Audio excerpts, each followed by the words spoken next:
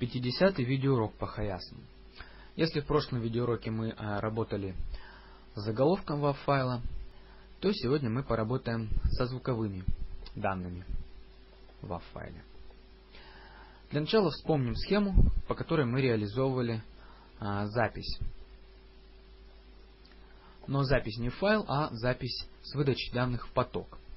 И потом эти данные записывали в файл.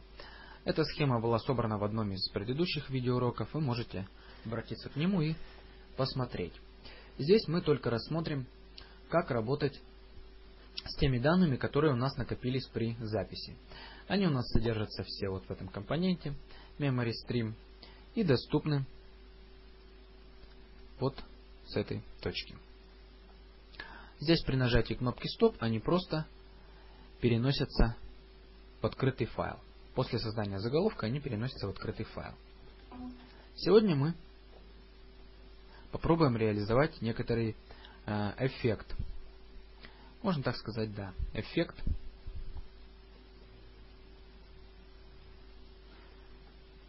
Эффект со звуковыми данными. Как вы понимаете, в предыдущем видеоуроке у нас были не эффекты, у нас было просто изменение заголовка.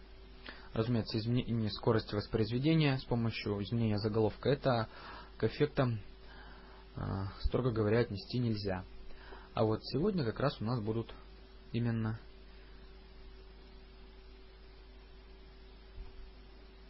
эффекты со звуковыми данными. Для начала возьмем вложенную схему и будем в ней реализовывать все алгоритмы, потому что, чтобы не запутаться в связях, компонентах наружной схемы.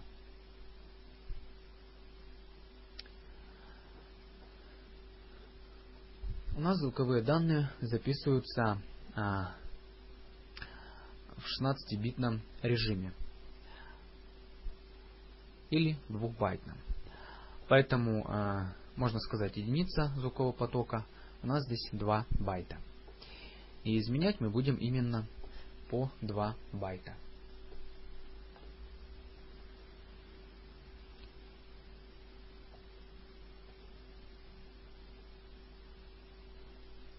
Возьмем для начала разветвитель. Так. Подсоединим сразу же к нашему компоненту. И нам здесь еще понадобится компонент Data2File. Мы с помощью него и будем считывать побайтно, точнее по 2 байта информацию из нашего потока. Но прежде всего мы подключим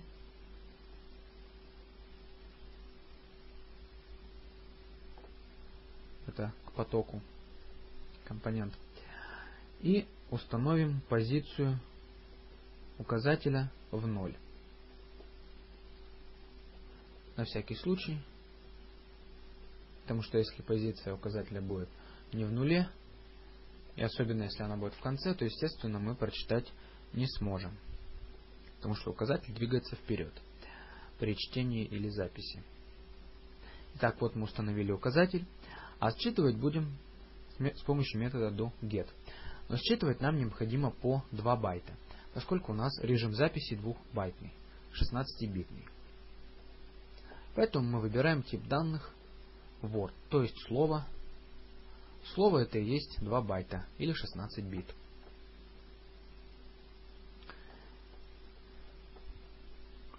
И с помощью, к примеру, цикла того же, можно прогонять весь поток, весь наш файловый поток, в котором находятся звуковые данные. Для начала нужно указать, сколько раз мы должны, сколько итераций должно быть в цикле. Количество итераций должно быть в 2 раза меньше, чем размер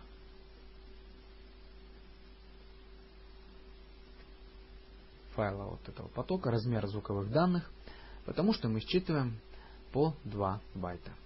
Если бы по одному считывали, то естественно количество итераций в цикле было бы равно размеру звуковых данных, то есть количеству байт. Ну а так нам нужно поделить на 2, начиная от единицы. Нам здесь в принципе все равно. С нуля начинать и отнимать от полученного числа единицу или с единицы начинать. Это не важно, поскольку здесь значение счетчика в цикле не используется. Указатель всегда перемещается на, в данном случае, 2 байта вперед. Так, включаем doGet. И все, что нам выдается вот на эту точку, на onGet, мы можем как-либо преобразовывать. 2 байта могут принимать значение от 0 до 65 535. И мы можем с ними работать любым образом. Реализуем довольно простой эффект для демонстрации. Это воспроизведение задом наперед. Это сделать довольно просто. Нам понадобится только массив чисел, массив целых чисел. Поскольку у нас здесь выдаются числа от 0 до 660 535, целые числа, то нам этот компонент как раз подойдет. И компонент для работы с массивом. Поставим также на всякий случай память. И будем добавлять каждый раз в массив новое значение. Ну а по окончании работы цикла, после того, как все данные будут перебраны, мы должны извлечь данные из этого массива в обратном порядке. Поэтому мы устанавливаем type в режим DEC.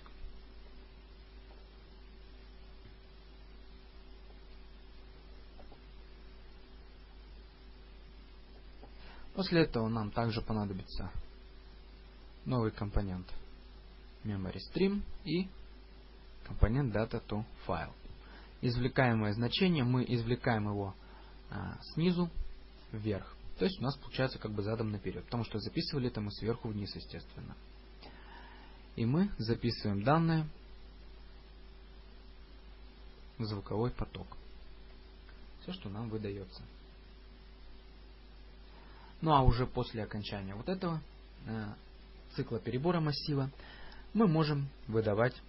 Так, нужно только не забыть обязательно отметить, что в режиме Word мы должны. То есть мы записываем по 2 байта, как и здесь. Ну а после окончания перебора массива можно передавать полученные данные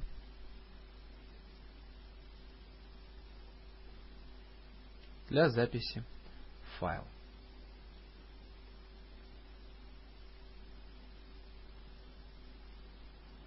То есть здесь уже находятся обработанные данные, и они будут записаны в файл, и файл будет проигрываться в обратном направлении. Однако здесь этот эффект накладывается на вновь записываемый файл. Чтобы наложить на уже существующий,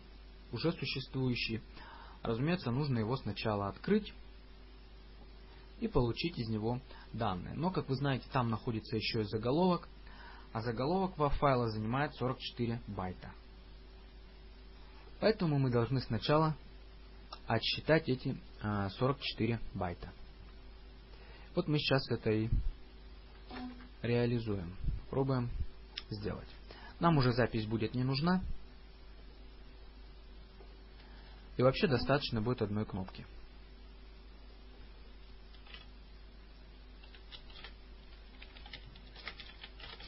Просто напишем эффект.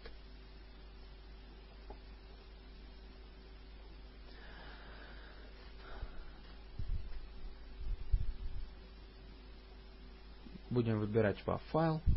Ну, не будем изменять ничего в фильтре. Так понятно, что нам нужен только WAV файл.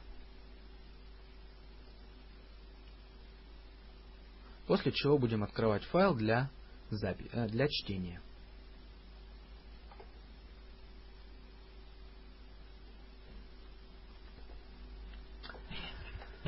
Итак, алгоритм у нас уже сам готов. Нам осталось открыть файл, переписать заголовок в новый файл. Мы будем создавать именно новый файл. Имя его будем задавать просто здесь для упрощения. Естественно, он должен быть в режиме write. Его мы будем открывать сразу же после открытия файла для чтения. Я немного уменьшил этот файл. Точнее, я уменьшил его достаточно сильно, оставив небольшой кусочек, чтобы эффект применялся не так долго. После этого необходимо переписать заголовок из первого файла в новый файл, поскольку заголовок будет таким же. Частота дискретизации, количество каналов, это ничего не изменяется. Для копирования данных у нас используется стрим копия. Указываем, куда мы копируем данные, и указываем, откуда мы копируем данные. В количестве 44 байт, поскольку заголовок именно столько и составляет. Ну а после копирования мы уже можем применять эффект. Нам необходимо указать сам звуковой поток и размер его. Но нужно немножко изменить алгоритм наш, потому что теперь уже устанавливать позицию в 0 нам нельзя. Она у нас установлена позиция на 44 после копирования и должна такой оставаться, потому что заголовок нам в звуковых данных изменять никак не нужно. К звуковым данным он никак не относится. А также делить на 2 мы теперь должны не размер всего файла, всего вот этого потока, а только звуковых данных. Поэтому мы еще кое-что здесь изменим, отняв 44, то есть размер заголовка. А вот то, что получится, мы уже будем делить на 2. Воспользуемся также doCopy from stream. А в конце будем закрывать файл. Вот вроде бы и все правильно. Выбираем файл и ждем, пока эффект применится. Ну, поскольку файл не очень большой, то это достаточно быстро все происходит. Ну а для того, чтобы узнать, что у нас получилось, тоже много времени затрачивать не придется. Ставим инициализацию. Открываем канал, звуковой поток и запускаем на проигрывание.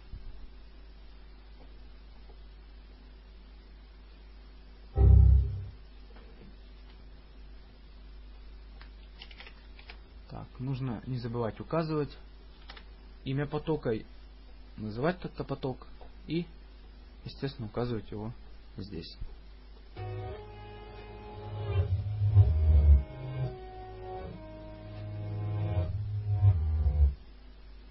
Это первые несколько секунд файла оригинального, которые были воспроизведены в обратном порядке.